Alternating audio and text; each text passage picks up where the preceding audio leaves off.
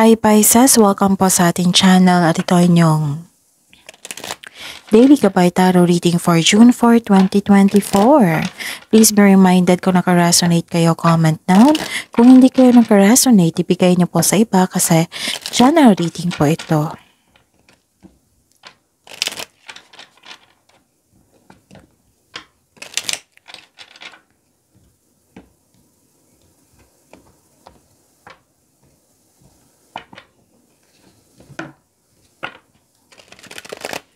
Gamitin ang reading na ito bilang gabay lamang. Please like, subscribe, and click bell button for notification para updated po kayo sa daily tarot reading natin. Maraming salamat po.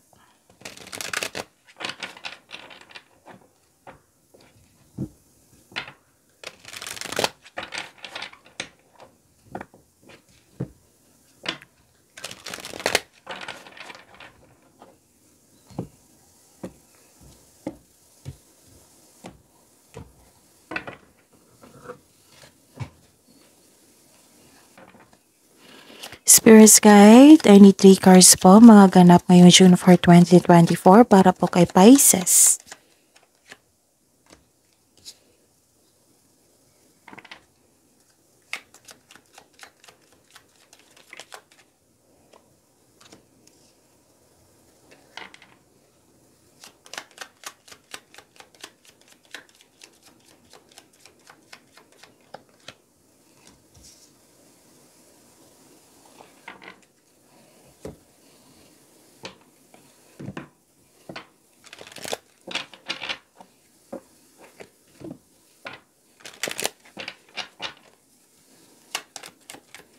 Spirit's Guide, mga ganap po.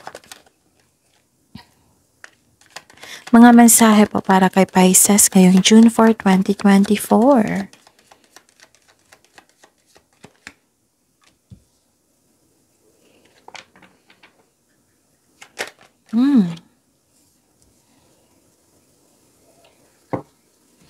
So Pisces, kamusta po kayo? May nakita ko dito, may unexpected message na darating na agad yung binigyan ng reaction, action. I consider this as movement po. Oo, parang hinintay mo siya tapos nagkaroon ng movement, ng action. Ganon. Nakikita ko dito news, pwedeng news ito, pwedeng information ito. Basta po binigyan mo ng agarang action. Pero careful kayo ha, kasi nakita ko dito na careful kayo sa paggawa ng desisyon. Kasi nakikita ko dito nagkaroon ng desisyon. Pwedeng regarding ito sa inyong passion. At saka, careful kayo sa paggawa ng malaking desisyon. Kasi nakita ko dito nasaktan kayo, nagalit kayo sa isang tao, nagkaroon ng argument. Okay? Kasi may nalaman kayong katotohanan. Nalaman mong hindi siya totoo sa inyo. Nalaman mong hindi siya totoo sa kanyang sarili at sa iyo. May nalaman kayong sekreto. Kasi ang lakas din yung intuition. Nagkaroon din naman dito ng time for reflection, which is very important talaga. Instead of getting angry, kailangan magkaroon kayo ng time for reflection. Kasi yan yung makakatulong sa pagkawala ng overthinking, overanalyzing, kasi na may nalaman na kayong clarity. May kasagutan na, may sikreto kayong nalalaman. Pwede din na nag-iisip kayo, nagkaroon ng time for reflection kung kumusta ka na, kung saan ka na ngayon. Kung saan ka na ngayon. Like for example, kung may goal ka na, goal ka. Kung may goal ka sa buhay, kung nag-iisip ka, saan na ba ako ngayon sa goal ko? Okay, Pisces? Nakita ko dito. Okay. Yung mensahe niyo po, open your heart to joy. You deserve to be happy po. And follow your heart. Follow your bliss. Follow the path. Okay? Ano pong energy ni Pisces ngayong June 4, 2024?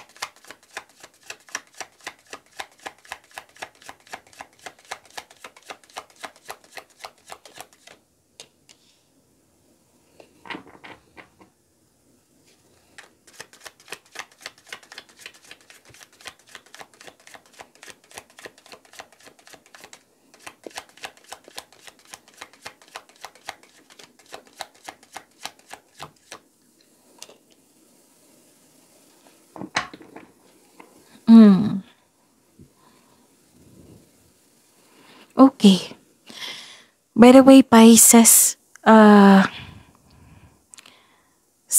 panoorin niyo po yung daily natin, weekly, lalo na yung Monthly Kapay Tarot reading nyo ha. Marami kayong video doon sa channel natin. Scroll down nyo lang po hanggang sa makita nyo yung individual reading nyo po, Pisces.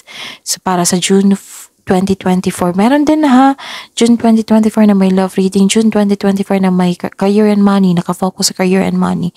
At saka may June 1 to 15, 2024 na nakafocus sa career and money. And general, June 1 to, parang apat yung i-check nyo na video. So, check nyo ha, kasi magbibigay ito sa inyo na may makukuha kayong mensahe po doon na magsilbing gabay po sa inyo. At sa mga suki ko dito na humihingi ng Monthly Kapay Tarot reading sa akin, nice kong ipaalam sa inyo na open po yung June 2024 Monthly Kapay Tarot reading niyo po. So, PM kayo sa akin for schedule for your June 2024 Monthly Kapay Tarot reading. At sa mga gustong mag-personal reading dito, ito po yung video nyo. Sa baba niyan may nakasulat na June 4 para kay Pisces. Sa baba pa niyan, sa description box, may nakapost na link dyan. I-click nyo po yung link na yan para ma-message siya po ako for inquiry and for booking. Maraming salamat po. Okay. Alamin ko muna. Okay. So, ayun. May nakita ko ditong nagkaroon ng releasing of emotion. Pwede din release, pwedeng freedom ito. Yes, freedom. And this card is a good sign po. Yes, kasi may ibinando na kayong toxic na situation, toxic traits, toxic na tao, toxic environment. Yun, binigyan mo ng pagkakataon yung sarili para magkaroon ng freedom. Tapos kung sa health man ito, difficult cycle is about to end. Yung nawala na yung addiction, nawala na yung stress, nawala na yung obsession, nawala na yung bad habits. Yan yung example po. Nalampasan mo na. So, this is called recovery. Pwede din nag-overthink kayo. So, nakawala na kayo kasi nagkaroon ng time for reflection.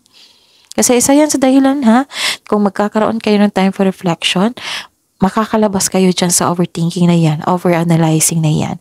And this is called recovery. So yun ha, releasing, liberation, freedom. Okay? So this is choices po. Wow! It might be ha, nagkaroon ng obsession sa isang tao.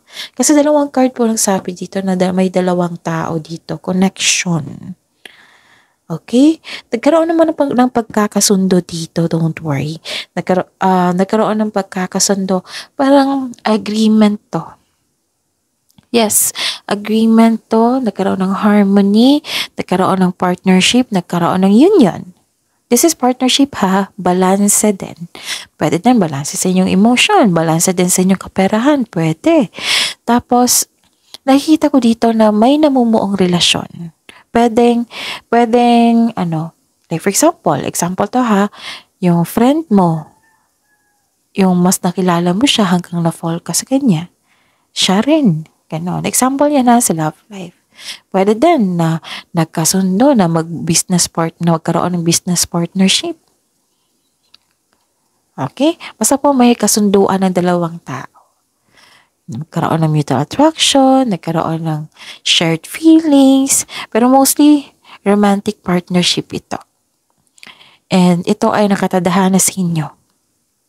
Okay? Walang sinabi dito kung soulmate ba, pero nakatadhana itong tao sa inyo. And may nakita ko ditong malaking good news po sa mga single dyan. Kasi kailangan nyo maghanda kasi may parating sa inyong nakatadhana sa inyo. Okay? Kung sa career man ito, may parating na job opportunity o business partnership, yung sabi ko kanina. So, sabi po ng card dito, grab mo na yung opportunity na dahil kasi may nakita kong financial growth dito. May nakita kong growth po dito. Basta po, planuhin nyo lang po ng mabuti at sipagan sa araw-araw. Okay?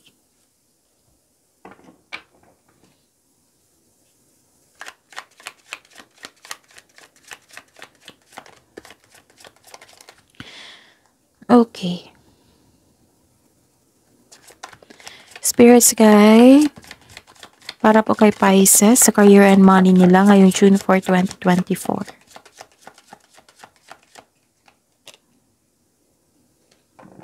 And the clarification po.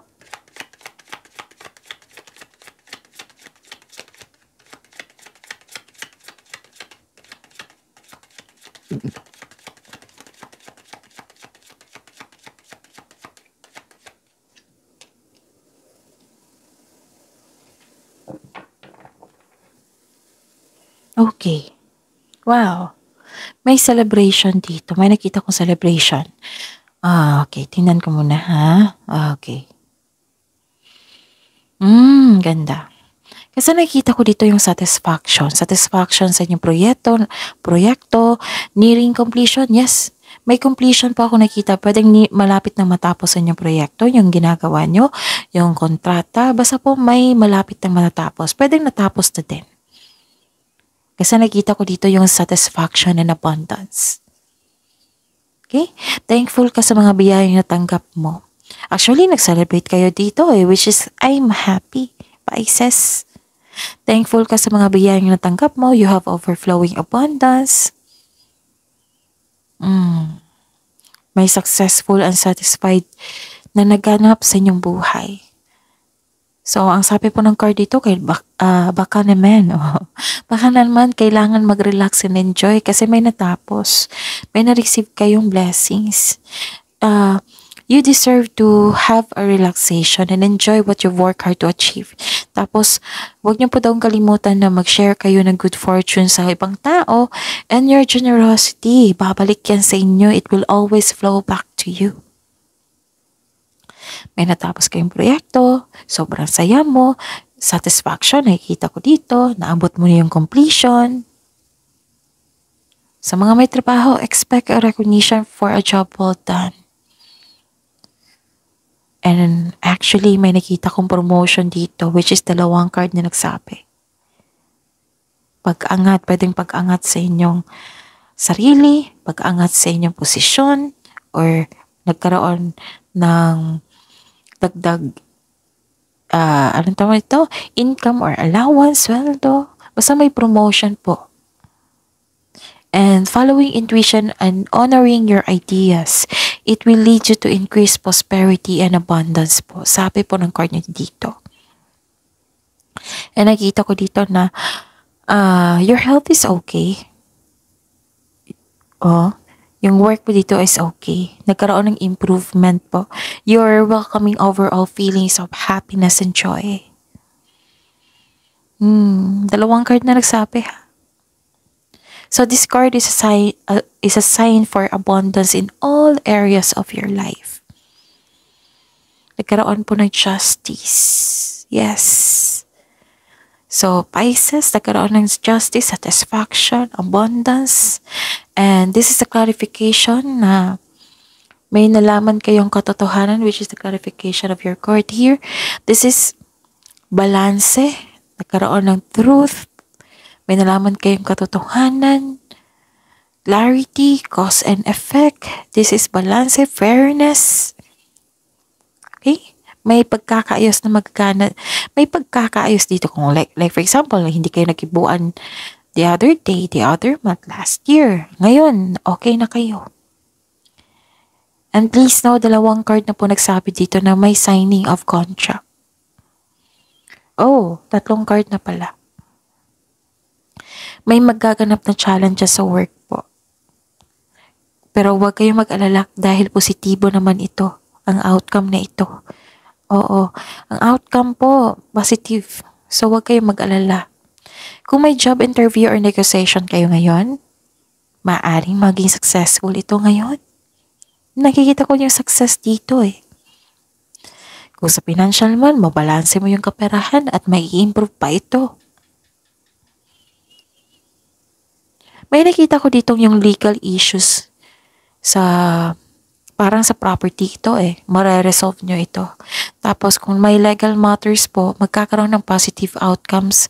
Yes, mananalo po kayo. Mas ginagamit mo yung logic and you are nagkaroon ng remaining of objective, your logic.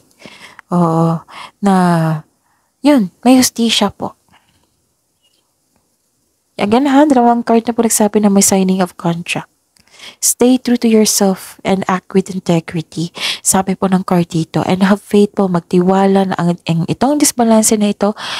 Oo, itong disbalance na ito ha, have faith na imbalance na yung sitwasyon are now working out in your favor. Use your intuition to set your moral compass po, okay?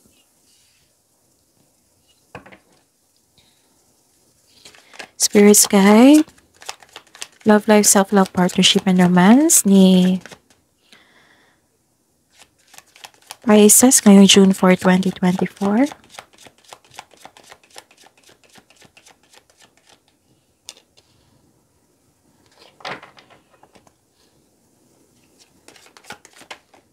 Kunin ko po ito. Ay, may celebration, ano. Okay, sagot lang po, ha. Ang alin sa inyo nabigla sa pagbabago, no? Ano kayang pagbabago ito? Kasi ito, pagbabago din ito. Nawala na yung stress nyo. Nagkaroon na ng freedom. May nakita ko dito. Yung may naisip kayo sa past. May naisip kayo sa past. Nabigla kayo sa pagbabago.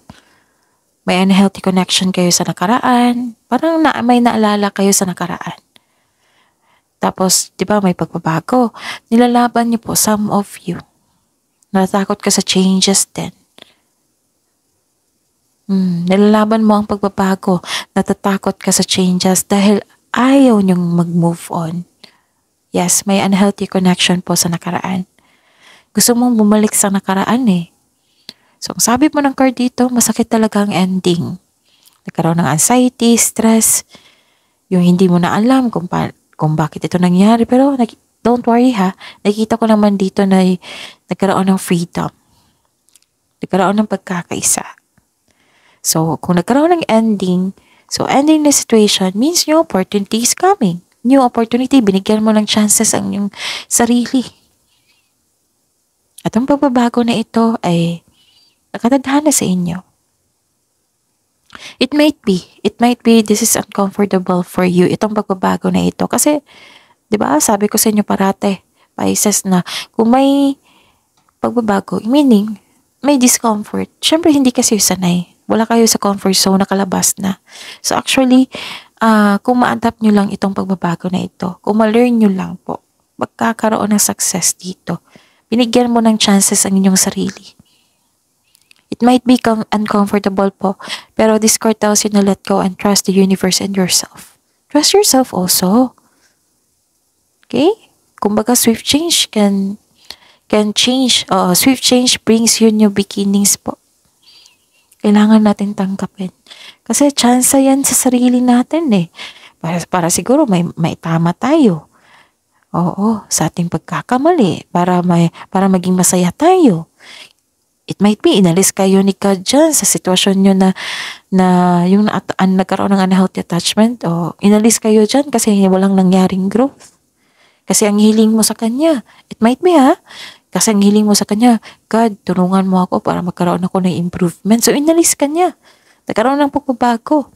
Kasi hiniling mo kay God na magkaroon ng pagbabago. Eh, nakikita rin ni God na hindi kayo nagkaroon ng growth talaga sa nangyari. So, give chance to yourself.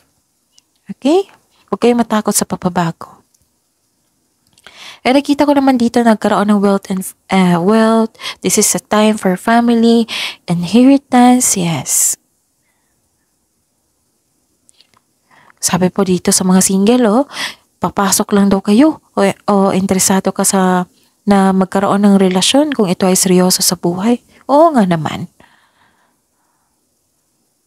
Yung pagod na kayo sa immaturity, pagod na kayo sa toxicity. Sinisiguro talaga. And this card is a sign na ipakilala mo na yung partner mo sa inyong family at mga kaibigan. Tapos some of you nakatanggap ng mana, masaganang ani. Harvest, nakita ko po dito. 2 card na po nagsabi dito. Okay? So that is your reading, Pisces. Please like, subscribe, and click bell button for notification para updated po kayo sa daily tarot reading natin. Maraming salamat po.